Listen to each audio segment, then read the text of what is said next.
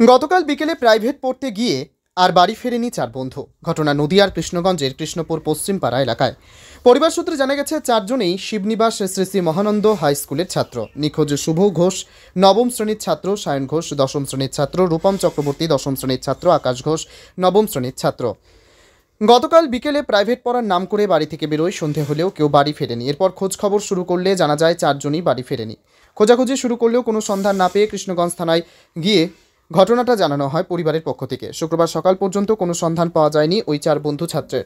তাদের ছেলেরা না ফেরায় চিন্তায় সবকটি পরিবার। বাড়ির কাছে গর্তের পাশে পড়ে রয়েছে তাদের সাইকেল ও চটি। এই জন্যই পরিবারের পক্ষ থেকে আরও চিন্তার কারণ হয়ে দাঁড়িয়েছে। স্থানীয় কৃষ্ণগঞ্জ থানায় পরিবারের পক্ষ থেকে জানানো হয়েছে। পরিবারের লোকজন দুশ্চিন্তায় রয়েছে। এখন প্রশ্ন, চার বন্ধু একসাথে নিজেরা চলে গেছে না অন্য কেউ তাদেরকে নিয়ে গিয়েছে, সেই প্রশ্নই ঘুরপাক খাচ্ছে কৃষ্ণগঞ্জ ব্লক জুড়ে। খেলাধুলা করে ওরা পার্কে প্রত্যেক দিনই বিকাল থেকে 4টে থেকে পাওয়া যাচ্ছে না। মোবাইল চারজনের সুইচ অফ। তাদের নাম? একটা সায়ন ঘোষ, শুভ ঘোষ, আকাশ ঘোষ আর রূপম চক্রবর্তী। আপনার ছেলের নাম? সায়ন ঘোষ। থানায় অভিযোগ হয়েছে? থানায় কালকে রাতে এসেছে, আবার এখন এসেছি। আপনারা কি চাইছেন? আমরা যদি ঘরের ছেলে ঘরে আসুক।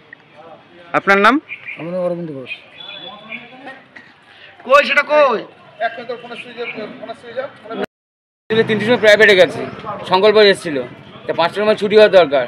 ছুটি হয়েছে, কিন্তু আমি মনে করছিলাম 7টার মধ্যে বাইরে ঢুকবে, বাইরে ঢোকেনি।